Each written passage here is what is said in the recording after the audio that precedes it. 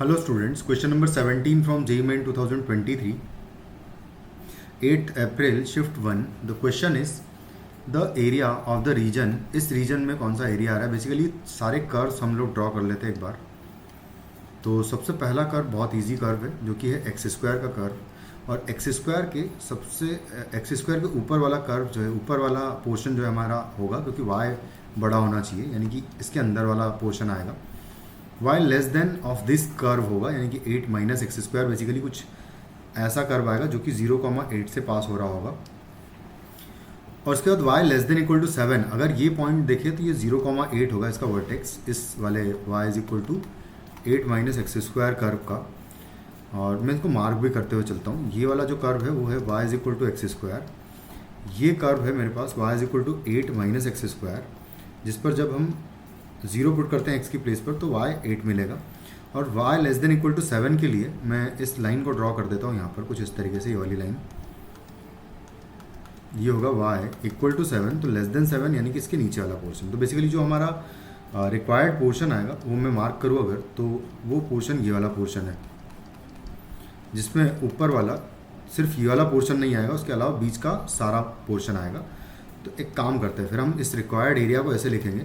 उससे पहले सारे इंटरसेक्टिंग पॉइंट्स निकाल लेते हैं. तो इन दोनों का इंटरसेक्टिंग पॉइंट निकालें अगर, तो एक्स स्क्वायर को मैं equal to 8 minus x square करूँगा, तो यहाँ से एक्स स्क्वायर का वैल्यू 4 मिलेगा, यानी कि एक्स इज इक्वल टू आ जाएगा प्लस माइनस 2. यानी कि इन दोनों के बीच का एरिया -2 से लेके +2 तक का लेना है मुझे. उसके बाद फिर मैं इस कर्व के साथ में y इक्वल टू 7 लाइन को भी सॉल्व कर लेता हूँ. तो x 8 minus x square is equal to 7 कर देंगे, तो यहाँ से एक्स स्क्वायर का वैल्यू 1 आ जाएगा, यानी कि x इज इक्वल टू आ गया प्लस माइनस 1. यानी कि ये जो इंटरसेक्टिंग पॉइंट है बेसिकली ये आ रहा है 1, सॉरी -1 ये वाला, और यहाँ पर आ जाएगा 1. कुछ इस तरीके से आ रहा है. अब हम एरिया बहुत आसानी से लिखेंगे. देखो एरिया इज इक्वल टू आएगा, सबसे पहले तो इन दोनों कर्व्स के बीच का एरिया निकालूंगा मैं. -2 से लेकर 2 तक का, -2 से लेकर 2. अपर कर्व जो है वो है 8 माइनस एक्स स्क्वायर, और माइनस लोअर कर्व है एक्स स्क्वायर. इन दोनों के बीच का सारा एरिया तो ये हो गया. अब इसमें से हम लोग माइनस कर देंगे ये वाला एरिया, ये वाला. तो ये वाला एरिया है -1 to 1, और अपर कर्व है यहाँ पर 8 माइनस एक्स स्क्वायर, और लोअर कर्व बेसिकली सिर्फ लाइन है which is y equal to 7, यानी कि 7 रख दूंगा मैं यहाँ पर dx. बस इसको आप कैलकुलेट कर लेते हैं तो ये हमारा फाइनली आंसर होगा. अंदर एक इवन फंक्शन है तो हम इसको ऐसे लिख लेते हैं, 2 टाइम्स कर देंगे 0 से लेकर 2 तक का 2 टाइम्स, और 8 माइनस माइनस प्लस हो जाएगा, तो 8 माइनस 2x स्क्वायर हो जाएगा बेसिकली dx. माइनस यहाँ पर भी अंदर इवन फंक्शन है तो 0 से 1 का डबल कर देंगे, और 8 माइनस 7 करूँगा तो 1 बचेगा, तो यानी कि 1 माइनस एक्स स्क्वायर dx आ जाएगा.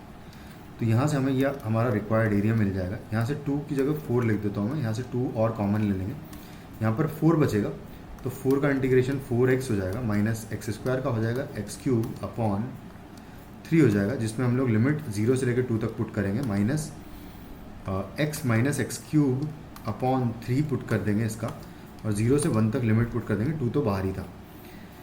फाइनली 2 पुट कर देंगे क्योंकि 0 पर तो 0 ही हो जाएगा, तो 2 पुट करेंगे तो 8 यहाँ पर आएगा, और यहाँ पर आएगा 8/3.